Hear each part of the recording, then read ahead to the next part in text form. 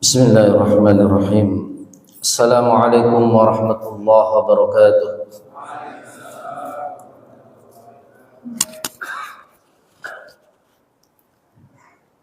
Alhamdulillah wa kafa, wassalatu wassalamu ala rasulillahil mustafa wa ala alihi wa ashabihi wa man walah wa ba'd.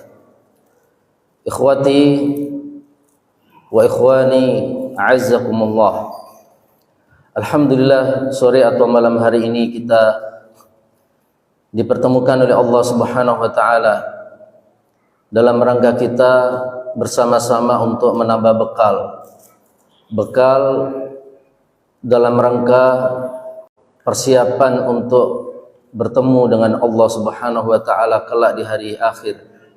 Mudah-mudahan pertemuan kita dengan Allah Subhanahu wa taala kelak menjadi pertemuan yang terbaik. Amin. Ikhwas sekalian dirahmati oleh Allah Subhanahu wa taala. Kajian malam hari ini insyaallah tema yang akan saya sampaikan masih beriringan dengan hari-hari di mana kita di negeri kita ini dituntut untuk semakin menghormati guru kita, menghormati pendidik kita. Karena beberapa hari yang lalu kita melewati hari guru. Maka bulan ini alangkah baiknya kajian kita bertemakan tentang al-adabu ma'al murabbi, adab kepada murabbi atau kepada pendidik. Ikhwas sekalian dirahmati oleh Allah Subhanahu wa taala. Agama kita itu terdiri dari 3 ajaran. Yang pertama adalah akidah, yang kedua syariah, dan yang ketiga akhlak atau disebut juga dengan adab. Adab atau akhlak meskipun disebut terakhir, tapi sesungguhnya itulah hadafuddin, tujuan agama. Target agama membentuk manusia-manusia yang beradab, manusia-manusia yang berakhlak.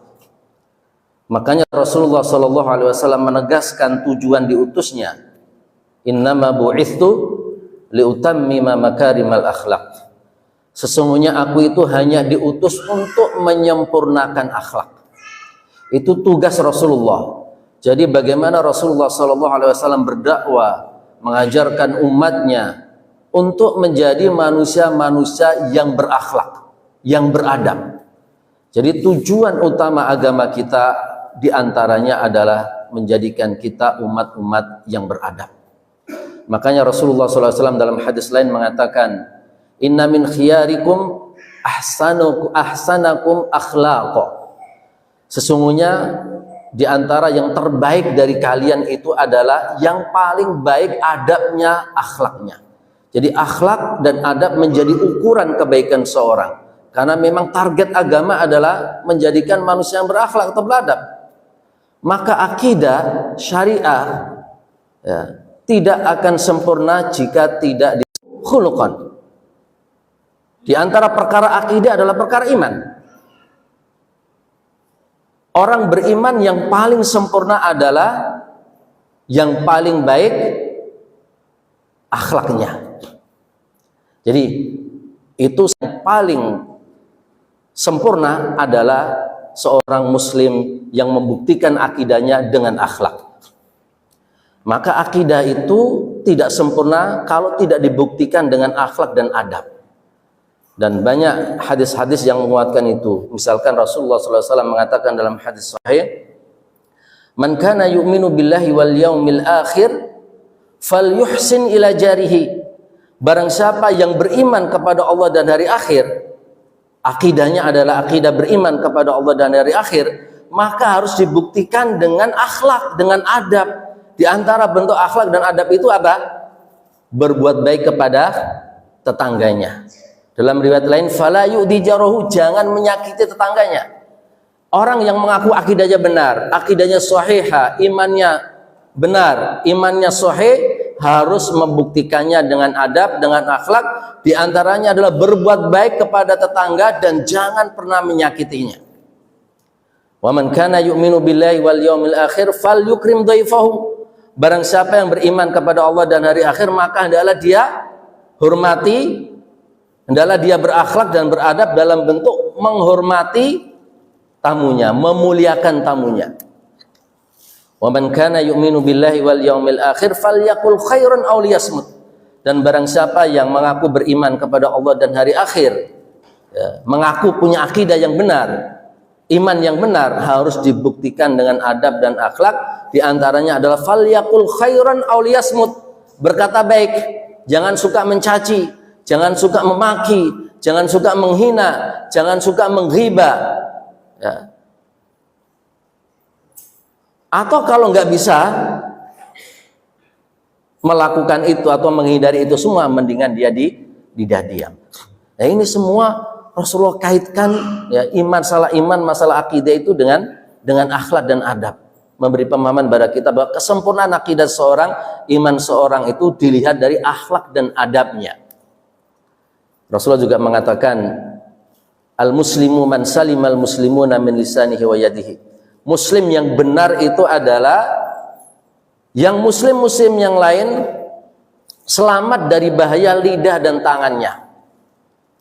Muslim yang benar adalah yang beradab, yang berakhlak, yang menjaga lidah dan tangannya. Lagi-lagi Rasulullah SAW kaitkan Islam, iman, akidah seseorang itu dengan akhlak dan adab. Syariah juga demikian. Tidak sempurna kalau tidak disertai dengan adab. Karena adab itu pengamalan daripada syariah. Ya. Syariah itu kan ibadah, ya, toharo, sholat, puasa, zakat, haji, nikah, muamalah. Ini syariat. Ini syariat. Ini nggak sempurna kalau tidak diiringi dengan adab.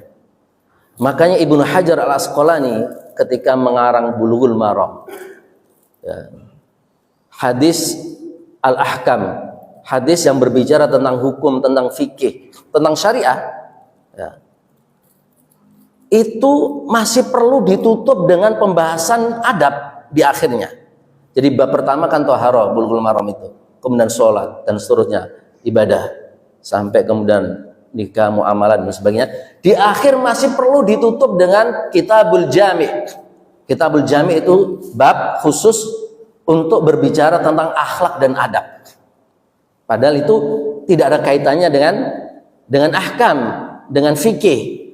Padahal Bulughul Maram itu adalah buku bertemakan fikih, tapi masih ditutup dengan adab untuk memberikan pemahaman kepada kita bahwa fikih yang kita fahami, ilmu yang kita kuasai, masalah-masalah ahkam toharo, ahkam sholat, puasa dan seterusnya itu gak akan sempurna, gak berguna, gak bermanfaat dan percuma kalau tidak dihiasi dengan adab, dengan akhlak.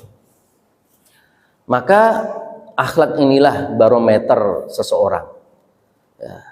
Maka kalau kita ingin menyeleksi orang untuk kita pilih menjadi misalkan pasangan kita atau menantu kita, maka sunnah Rasulullah, kriteria yang kita pilih siapa? Yang berduit, yang ganteng, yang cantik, yang keluarganya adalah bangsawan? Kan tidak. Tapi yang berakhlak. Maka Rasulullah mengatakan, idza ja'akum man tardawna dinahu wa khuluquhu fa'ankihu aw fazawwiju. Jika datang kepadamu orang yang kamu ridhoi agama dan akhlaknya, kamu tahu akhlaknya baik, sudah terima saja, nikahin saja. Sahabat sempat bertanya, ya Rasulullah, wa in kana fihi, meskipun di dalamnya, maksudnya itu dia tidak menyebutkan tidak enak. Tapi ulama-ulama hadis ketika mensyarah hadis ini mengatakan, maksud sahabat adalah, jika dia itu pailit ya Rasulullah, nggak punya duit gimana? Jika dia itu bukan sekufu dari sisi keturunannya ya Rasulullah, bagaimana? Rasulullah jawab tetap, idza ja'akum man tardawna dinahu wa khuluquhu fazawwiju. Ditanya lagi oleh sahabat, jika begini-begini ya Rasulullah, jawaban Nabi sama. Jika kamu ridhoi masalah agama dan akhlak, udah selesai. Jangan bertanya masalah-masalah yang lain, selesai itu. Ya.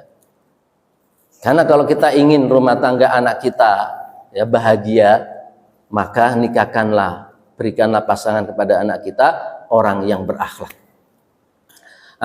Di antara adab yang dituntut di dalam Islam dari kita adalah al-adabu ma'al murabbi, adab kepada guru, murabbi atau pendidik. Kenapa kita harus beradab kepada pendidik kita, murabbi kita, guru kita? Alasan yang pertama adalah li'annal muallim ya'malu ashrafa al-wadha'if. Karena guru, muallim, murabbi itu melaksanakan profesi taklim, dan profesi taklim itu adalah profesi paling mulia. Ashraful mihan at-ta'lim. Profesi dan tugas yang paling mulia itu adalah mengajar, mendidik, mentarbiyah. Jadi di dunia ini tidak ada profesi yang lebih mulia melebihi profesi mengajari orang, menyampaikan ilmu kepada orang dan mentarbiyah orang. Tidak ada. Ibnu Mubarak dalam kitab Tahdzibul Kamal menegaskan, la a'lamu ba'dan nubuwati darajatan afdal min bathil ilmi. Aku itu enggak tahu setelah kenabian sebuah profesi dan pekerjaan yang derajatnya lebih tinggi, lebih utama, lebih mulia ketimbang profesi menebarkan ilmu, mendidik, mentarbiyah. Tidak aku dapatkan. Yang aku dapatkan, mendidik, menebarkan ilmu adalah profesi yang paling tinggi derajatnya. Maka berbahagialah orang-orang yang berprofesi ini. Mereka adalah orang-orang yang menggeluti profesi yang paling tinggi derajatnya. Maka ketika Allah sendiri mensifati dirinya dengan yang maha mulia, Iqra wa rabbukal akram, bacalah dan Tuhanmu itu yang maha mulia. Itu Allah sifati dirinya dengan apa? Kenapa Allah itu maha mulia? Iqra wa rabbukal akram. Lanjutannya apa? Alladzi 'allama bil qalam, yang mengajarkan dengan pena. Jadi Allah itu maha mulia karena Allah itu mengajarkan, karena Allah itu menyampaikan ilmu. Maka barang siapa yang menyampaikan ilmu, maka dia akan mendapatkan kemuliaan sebagaimana Allah menjadi mulia, sebenarnya bukan karena taklimnya, tapi Allah dengan zatnya memang sudah mulia, tapi Allah mensifati dirinya sendiri mulia dengan mengajarkan ilmu.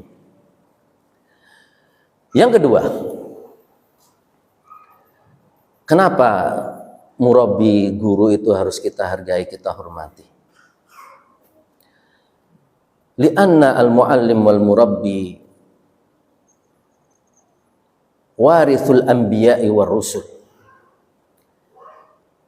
Pendidik, murabbi dan guru kita adalah pewaris para nabi, para rasul. Para rasul, para nabi, meskipun mereka itu punya pekerjaan, profesi dan keahlian yang berbeda-beda, masing-masing punya kekhasan, tapi mereka disatukan dengan profesi yang sama, yaitu at-ta'lim, mengajar dan tarbiyah, mendidik. Kalau Nabi Daud punya keahlian atau profesi tukang besi, Nabi Idris tukang jahit, Nabi Zakaria petani, Nabi Isa itu tabib yang handal, Nabi Muhammad pedagang. Tapi semua nabi, semua rasul disatukan dalam profesi at-tarbiyah wa ta'lim, mengajar dan mendidik umat masing-masing. Itu profesi yang menyatukan mereka. Jadi profesi para nabi itu yang pasti adalah mendidik dan mengajar. Dan orang-orang yang berprofesi mendidik dan mengajar saat ini mewarisi profesi para nabi, para rasul. Dan tidak ada manusia yang mewarisi sesuatu yang lebih mulia daripada mewarisi profesi dan pekerjaan para nabi dan para rasul alaihimussalam. Rusulan mubasyirina wa mundhirin li'alla yakuna linnasi 'alallahi hujjah, linnasi 'alallahi hujjah. Jadi para rasul itu adalah rusulan mubasysyirin wa mundhirin. Rasul-rasul yang menyampaikan ilmu, di dalamnya ada peringatan, ada kabar gembira, agar tidak ada lagi bagi manusia nanti di hadapan Allah hujjah, alasan kenapa tidak tahu, kenapa belum berilmu. Allah sudah mengutus rasul dan menyampaikan ilmu kepada mereka, dan tidak ada alasan bagi manusia untuk tidak berilmu atau tidak tahu. Jadi para rasul-rasul kita semuanya, para nabi-nabi baik Nabi Muhammad maupun sebelum Nabi Muhammad SAW, itu semuanya adalah mubasysyirin wa mundhirin. Itu adalah istilah lain daripada muallimin wa murabbin, pendidik dan pengajar. Itu para rasul. Di dalam ayat misalkan khusus berkaitan dengan Rasulullah SAW dalam surat Al-Jum'ah, Allah mengatakan, "Huwallazi ba'atsa fil ummiyina rasulan minhum yatlu 'alaihim ayatihi wa yuzakkihim wa yu'allimuhumul kitaba wal hikmah wa in kanu min qablu lafi dhalalin mubin." Dan kami sungguh telah mengutus seorang rasul kepada kalangan ummi, orang-orang yang buta huruf, termasuk Nabi Muhammad SAW buta huruf. Untuk apa? Yatlu 'alaihim ayati, untuk membacakan ayat-ayatnya, ayat-ayat Allah, wa yuzakkihim, dan mentarbiyah mereka, wa yu'allimuhumul kitaba wal hikmah, dan mengajarkan kepada mereka ilmu Al-Quran, ilmu sunnah, ilmu hikmah, dan ilmu-ilmu agama yang lainnya. Jadi Rasulullah SAW ditegaskan di dalam ayat ini, tugasnya adalah muallim, mengajar manusia ilmu Allah, Al-Quran, As-Sunnah, dan Al-Hikmah. Dan Rasulullah sendiri menegaskan, ya, innama bu'ithtu mualliman, sesungguhnya aku diutus untuk mengajar, mendidik. Ya. Innama bu'ithtu mualliman, lam yab'atsanillahu mu'annitan wala muta'annitan, walakin ba'atsani mualliman. Dalam riwayat lain, Allah tidak mengutusku untuk menjadi orang yang menyusahkan, mempersulit, tapi mengutusku untuk menjadi seorang muallim, pendidik, muyassiran, yang memudahkan. Maka Nabi mengajar dengan cara yang sangat mudah, ya, memudahkan kaumnya, ya, tidak menyulitkan mereka, tidak memarahi mereka dalam proses belajar. Misalkan salah seorang sahabat satu ketika dalam sholat, ada sahabat yang lain sedang bersin. Sahabat ini nggak tahu ilmunya, belum nyampe ilmu tentang adab mendengar bersin ketika sholat. Kalau di luar sholat orang bersin, kemudian dia berdoa, kita baca apa? Yarhamuka, yarhamukallah. Kalau dalam sholat ada orang sholat bersin, kita sedang sholat baca yarhamukallah nggak? Ya, enggak kan? Enggak, itu hanya disyariatkan di luar sholat. Sahabat ini membaca yarhamukallah. Itu sahabat-sahabat semuanya itu, ya, noleh ke dia. Wallahu alam, nas hadisnya noleh, apakah itu pas sholat pada noleh, tapi nas hadisnya memang seperti itu. Jadi saat dia sholat jadi pusat perhatian para sahabat. Setelah sholat juga demikian. Kira-kira para sahabat semuanya itu kayak pengen bintes dia gitu. Kok dalam sholat ngomong yarhamuka, yarhamukallah, tapi tidak dengan Nabi. Nabi panggil dia, lalu dinasihati, ini sholat gak layak untuk yang kamu katakan tadi. Sholat itu hanya untuk dzikir, tasbih, tahmid, dan takbir. Maka dia langsung mengatakan, ya, ma ra'aitu mualliman qablahu wala ba'dahu ahsan ta'liman minhu. Aku nggak pernah lihat seorang guru, seorang muallim, seorang murabi yang lebih baik cara mentarbiyahnya, cara mengajarnya, melebihi Rasulullah Sallallahu Alaihi Wasallam. Jadi dia menerima, karena nasihat Rasulullah SAW dilakukan dengan cara yang baik. Sama seperti ketika Rasulullah SAW melihat ada orang Arab Badu yang sedang kencing di masjidnya. Orang Arab Badu ini jarang ke kota, ya.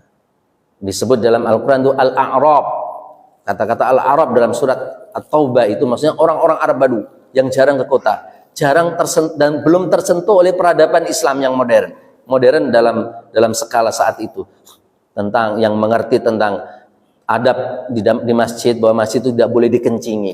Dan orang-orang Arab Badu bahkan mungkin sampai sekarang kalau mau buang hajat itu ya, nggak perlu WC mereka, cukup menjauh dari pandangan orang, kemudian duduk atau jongkok, buang hajat. Nanti hajatnya ditimbun oleh pasir, udah selesai. Apalagi di zaman Rasulullah SAW, lebih dari itu. Sekarang aja masih seperti itu. Ya. Maka ketika dia ke kota, ke Madinah, masuk masjid Rasulullah SAW tanpa tolak-toleh, langsung pipis, langsung kencing. Ya. Ja'a A'rabiyun fabala fi nahiyatin minal masjid, itu lafal hadisnya. Datang orang Arab Badu lalu fabala, langsung kencing di satu sisi masjid. Jadi tidak ada kata-kata dia noleh melihat ada orang apa tidak, tapi masuk langsung kencing. Itu artinya dia berpersepsi bahwa masjid itu boleh dikencingi. Berarti jauh dari peradaban orang ini. Jadi masuk itu bukan noleh, langsung ngambil posisi dan kencing. Jauh dari ilmu, bodoh dan jahil.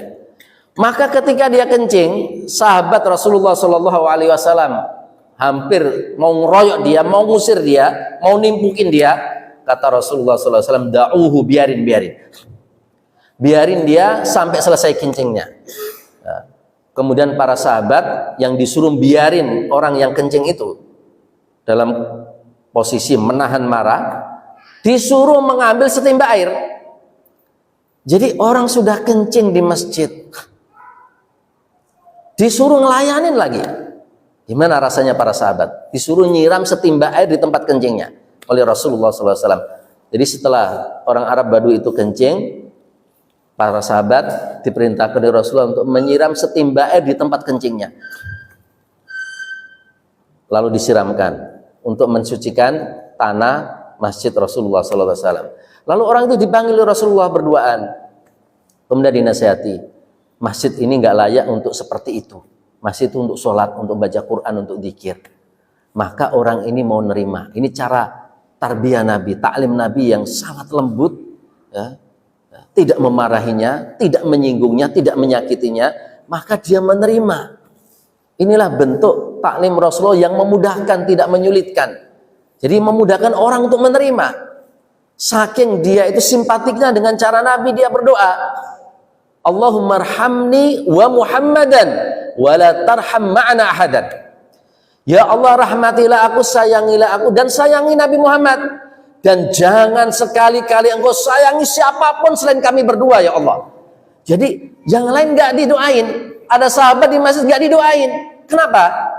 Karena dia marah kepada sahabat yang tadi mau ngeroyok ketika dia kencing. Dia hanya simpati kepada Nabi yang cara ngajarinya benar, cara ngajarinya simpatik, cara ngajarinya mempermudah, tidak menyulitkan. Maka dia menerima ajaran Nabi, tarbiyah Nabi Muhammad sallallahu alaihi wasallam. Jadi Nabi kita Muhammad sallallahu alaihi wasallam itu muallim, murabbi, pengajar, pendidik. Dialah pendidik pertama, guru pertama dari semua guru di dunia ini. Itu Rasulullah Muhammad sallallahu alaihi wasallam. Alasan yang ketiga, kenapa kita harus beradab kepada guru kita? Li'anna al-muallim awil murabbi huwal muaddib. Karena guru dan murabbi dialah yang mengajarkan kita adab. Dari dia kita mengambil adab. Sementara adab itu bisa lebih penting ketimbang ilmunya. Adab harus didahulukan daripada ilmu.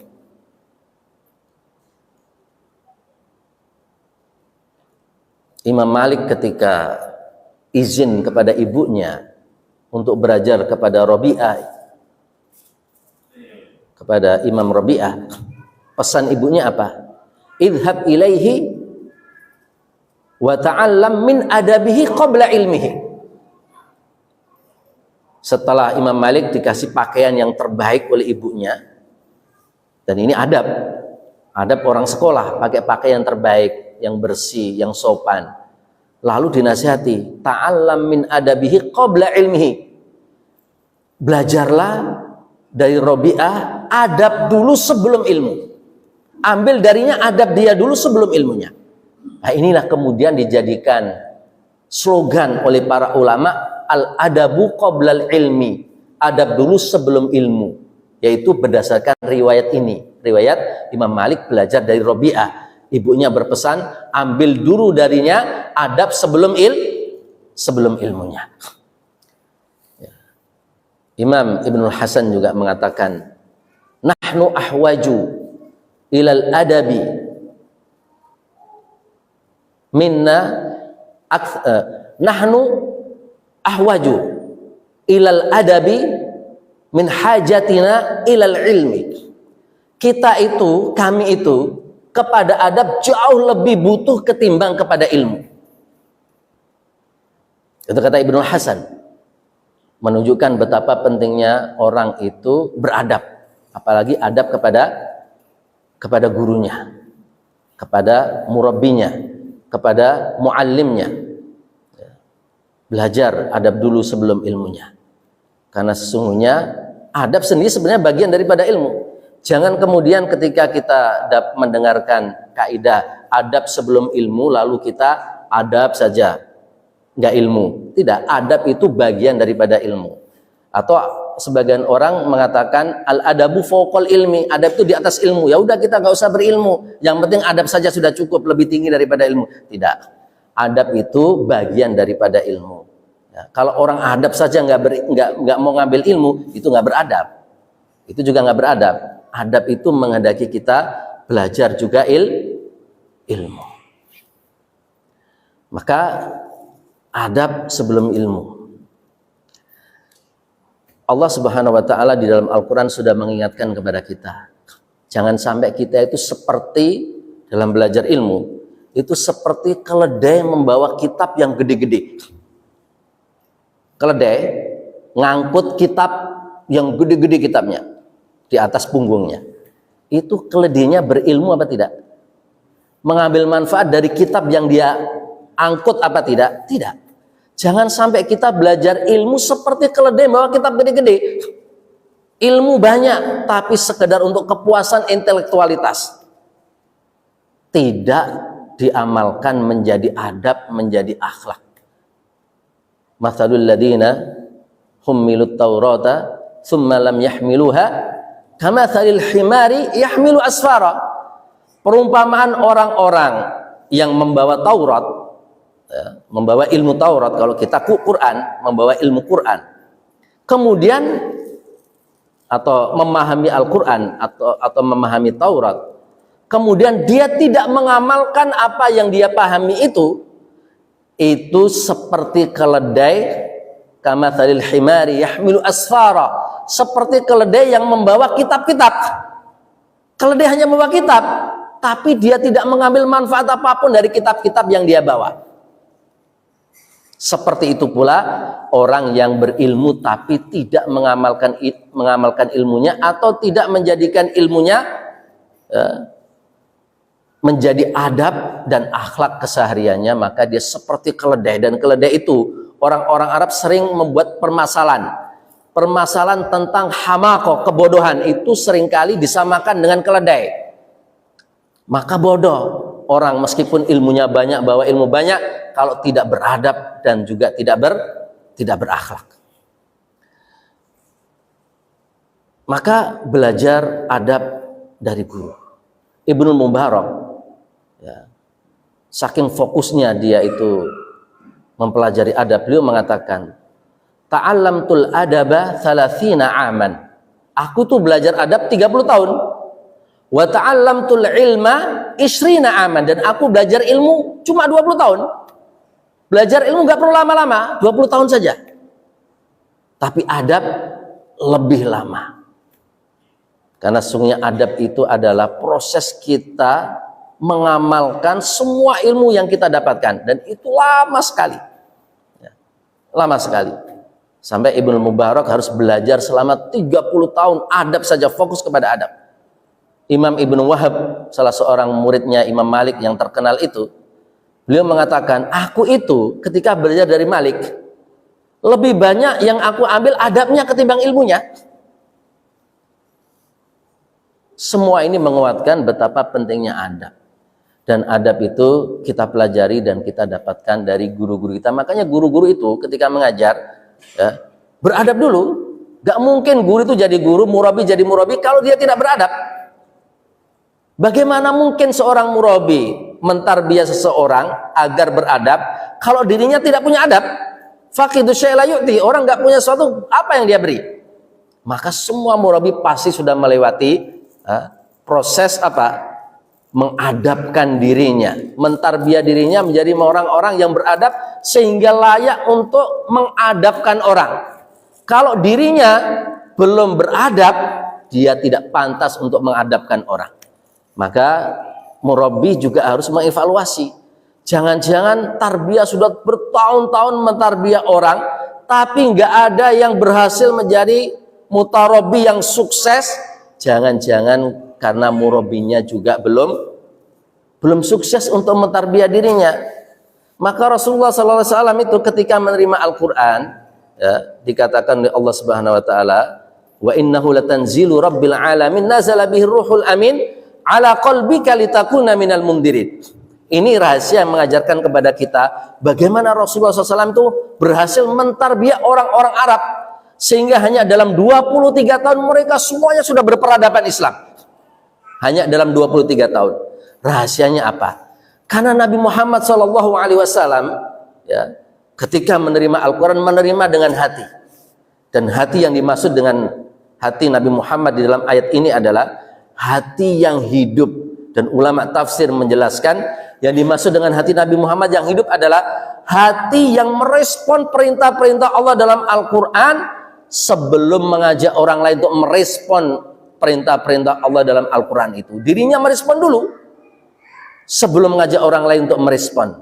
Karena itulah ya, ketika Rasulullah SAW menyampaikan Al-Quran kepada para sahabat, kepada umatnya, gampang diterima oleh mereka. Bahkan di antara mereka itu ada yang mengaku, kayak Ibnu Mas'ud itu mengaku saking ya, seringnya Rasulullah SAW mentarbiyah Ibnu Mas'ud dengan tarbiyah Quran, beliau itu mengatakan, akhadtu min lisani Rasulillah SAW sab'ina surah. Aku itu hafal 70 surat dari lidah Nabi Muhammad SAW. Jadi hafal 70 surat hanya karena saking sering yang mendengar Rasulullah SAW membacakan itu kepada para sahabat. Jadi 70 surat itu surat pendek apa surat panjang? Surat pendek kan cuma juz amma. 70 surat panjang.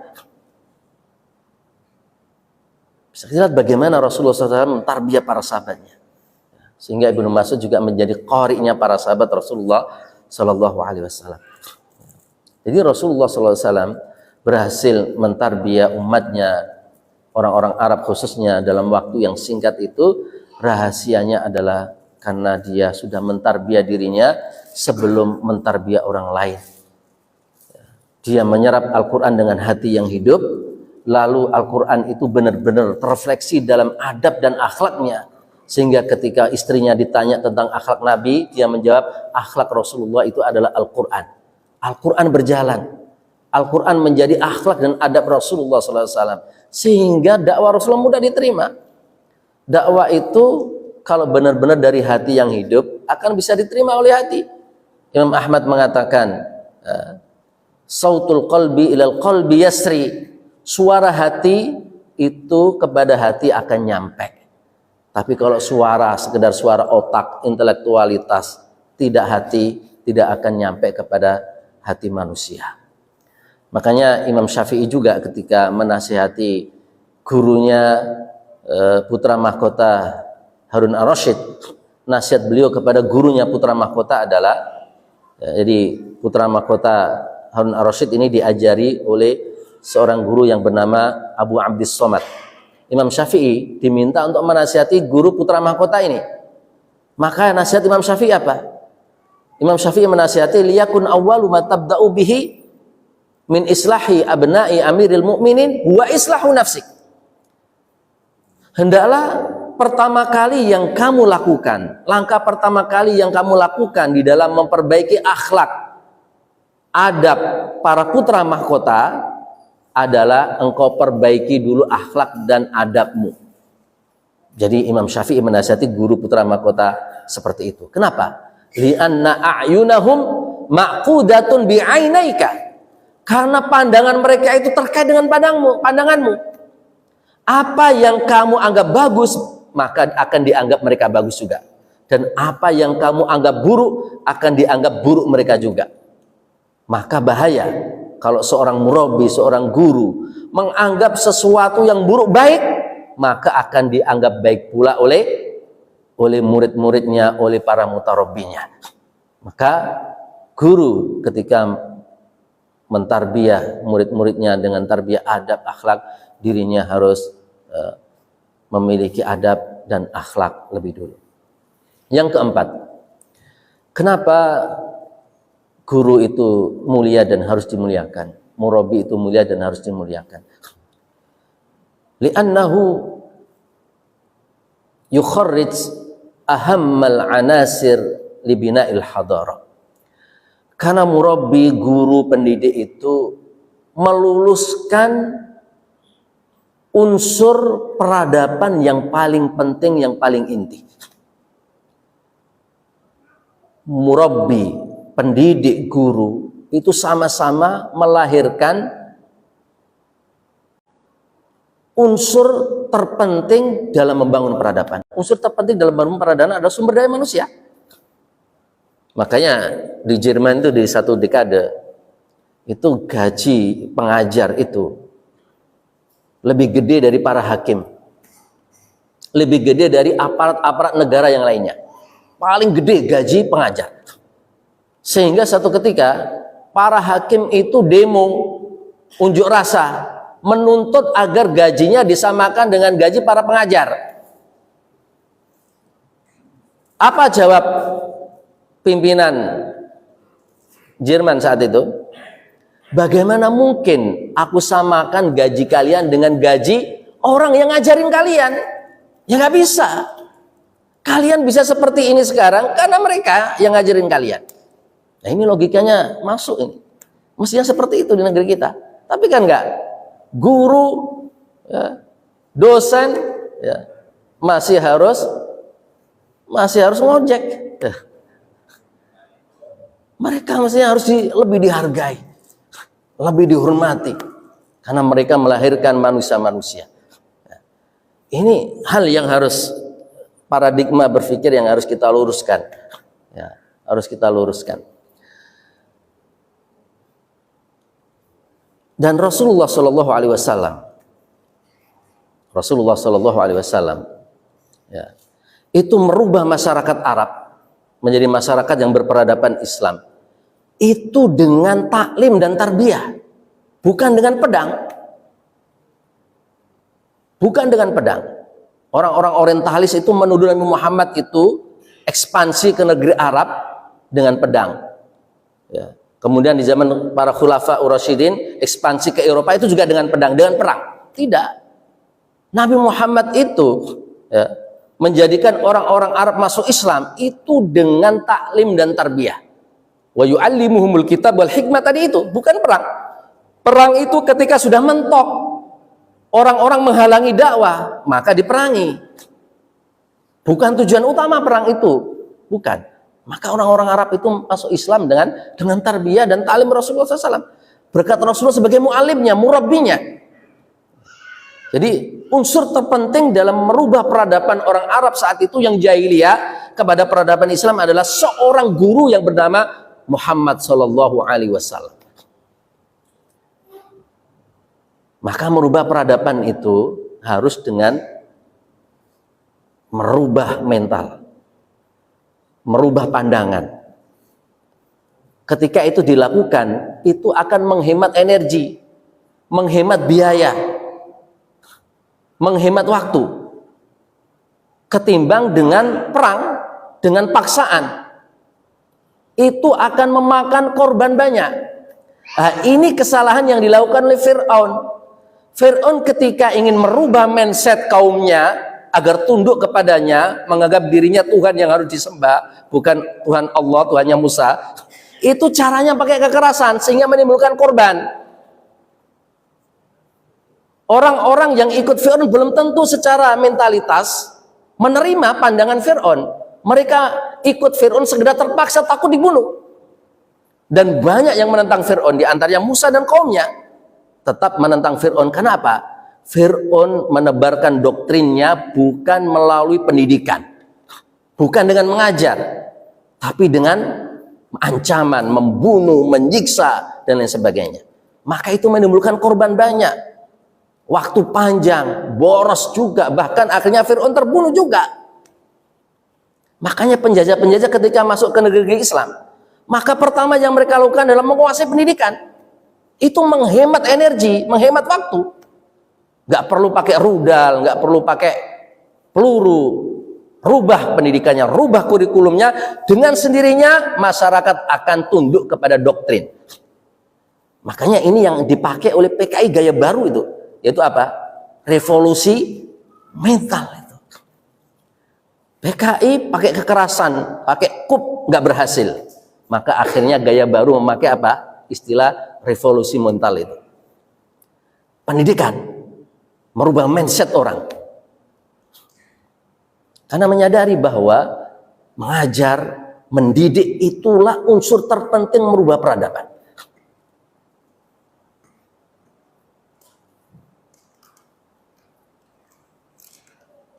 Di sekolah, unsur terpenting ya murabi dan guru, bukan bangunannya.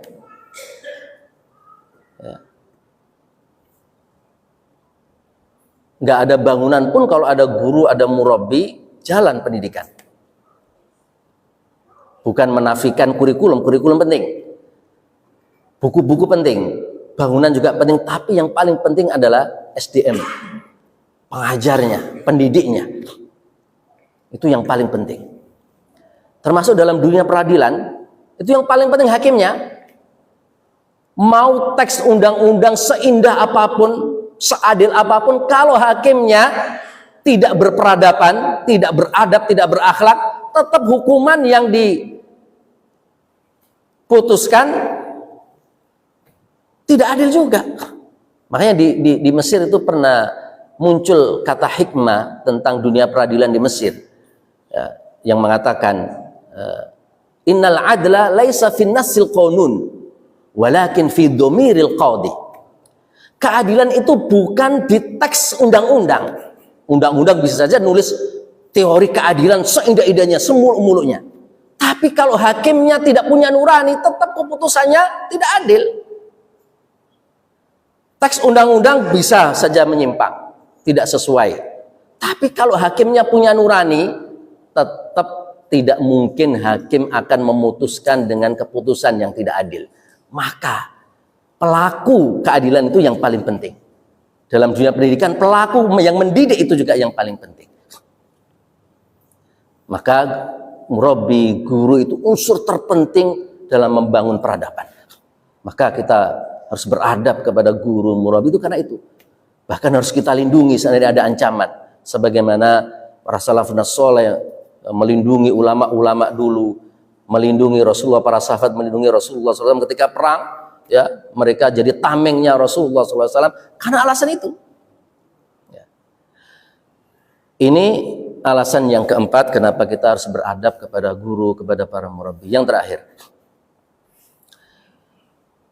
syahadatut tarikh bihtirami al-muallimin wal murabbi.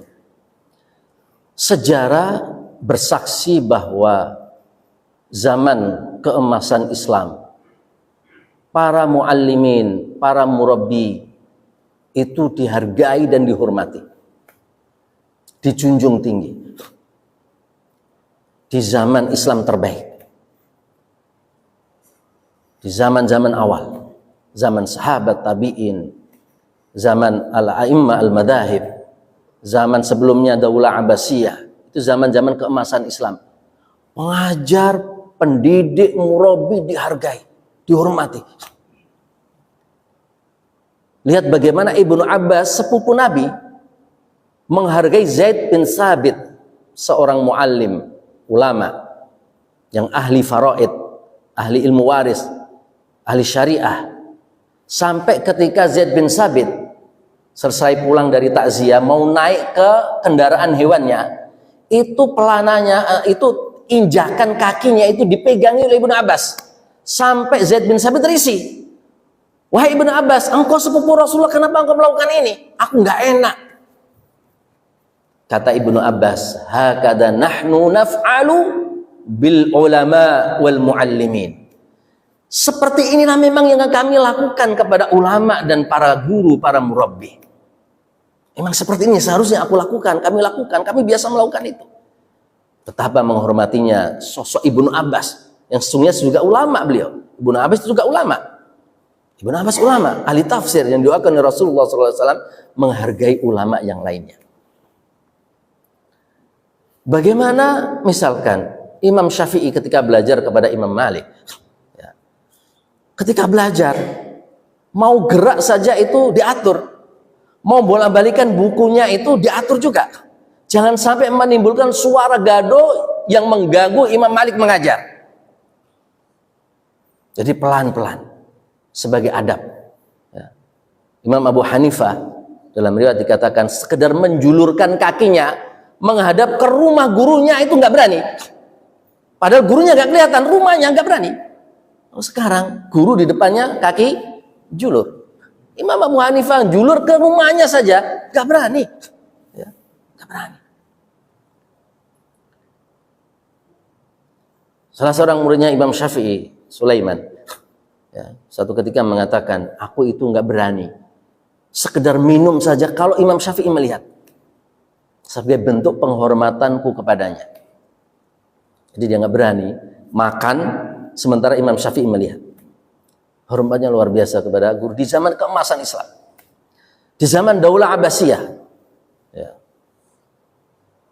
Khalifah Harun ar-Rasyid, di zaman beliau itu Islam menguasai separuh dunia.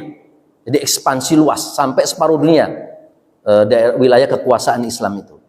Betapa hebatnya Harun ar-Rasyid, betapa wibawanya beliau, gagahnya beliau. Tapi meskipun begitu, beliau menghormati guru, menghormati murabi, menghormati pendidik. Anaknya dititipkan kepada Al-Imam Al-Asma'i untuk belajar, agar dididik, diajari ilmu, diajari akhlak.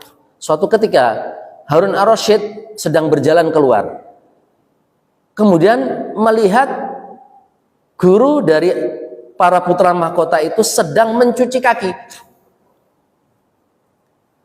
dengan air dituangkan oleh putra mahkota.